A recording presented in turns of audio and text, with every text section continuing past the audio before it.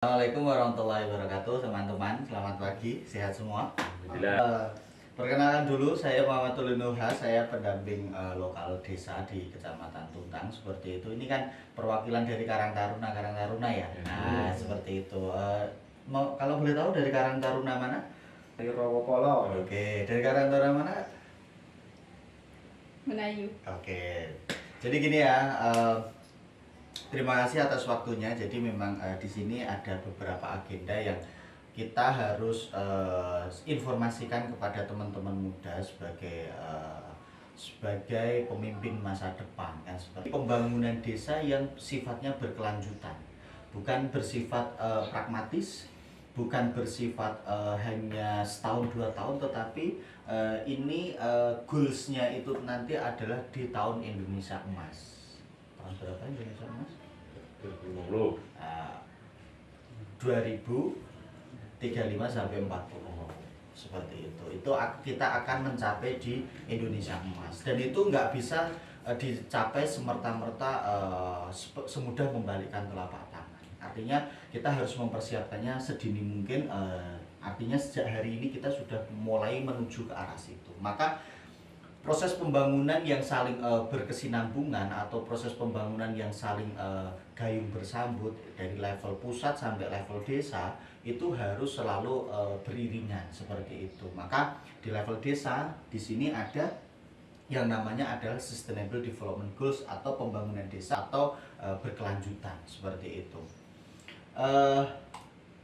Kemudian ada beberapa poin, ada beberapa aspek dari Sustainable Development Goals dari desa, atau ada 17. Ini tercantum sebagai amanat dari undang-undang seperti itu, dan ini dirancang pada tahun 2015 dan harus selesai itu adalah tahun 2030. Ada 17 poin yang harus kita capai seperti itu. Yang pertama adalah desa tanpa kemiskinan seperti itu. Kesenjangan sosial, kesenjangan ekonomi mau tidak mau harus kita hilangkan. Seperti itu, harus kita hilangkan. Karena bukan berarti di desa nggak ada kemiskinan ya. Bukan berarti di desa nggak ada orang miskin dan orang kaya. Pasti ada, karena itu kalau kita mengenal adalah sebagai sunatullah. Tetapi bagaimana orang-orang di desa yang di situ terdampak hidup di bawah garis kemiskinan, negara bisa hadir.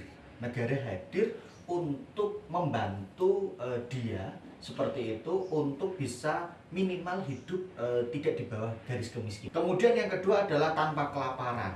Yang ketiga adalah kehidupan sehat dan sejahtera. Seperti itu, harus masyarakat desa bukan kok nggak ada yang sakit, tetapi memiliki akses kesehatan yang mudah dan murah, bahkan itu bahkan dipelihara negara seperti itu. Kemudian ada pendidikan berkualitas, di mana setiap masyarakat desa itu memiliki kesempatan yang sama, memiliki peluang yang sama untuk mendapatkan pendidikan yang berkualitas. Kemudian adalah kesetaraan gender seperti itu. Kesetaraan gender itu adalah di sini kita di Indonesia itu mengenal budaya yang namanya itu adalah patriarki. Kita menganggap bahwa laki-laki itu lebih unggul daripada perempuan. Padahal tentu tidak seperti ini. Dalam hal berpendapat, dalam hal berkarya, dalam hal didengar aspirasi dan lain sebagainya, dan keikutsertaan dan keterlibatan dalam pembangunan desa tidak ada bedanya antara laki-laki dan perempuan seperti itu. Selanjutnya ada air bersih dan sanitasi layak. Tentu ini menjadi salah satu indikator bahwa tidak ada lagi yang namanya jambanisasi tetapi berada di kali. Jambanisasi berada di kebun-kebun, itu enggak ada. Jadi semua masyarakat harus memiliki akses air bersih dan juga sanitasi yang layak. Selanjutnya adalah energi bersih dan terjangkau seperti itu, energi seperti listrik dan lain sebagainya. Kemudian ada pekerjaan layak dan pertumbuhan ekonomi, kemudian ada industrial inovasi dan infrastruktur, kemudian ada berkurangnya kesenjangan, dan terus kota dan pemukiman yang berkelanjutan seperti itu, konsumsi dan produksi yang bertanggung jawab, penanganan perubahan iklim, ekosistem laut, ekosistem daratan, terus 16 adalah perdamaian, keadilan, kelembagaan yang tangguh, dan 17 adalah kemitraan untuk mencapai tujuan. Jadi itu 17 poin yang harus kita capai, kita mulai bangun, harus kita selesaikan di tahun 2030.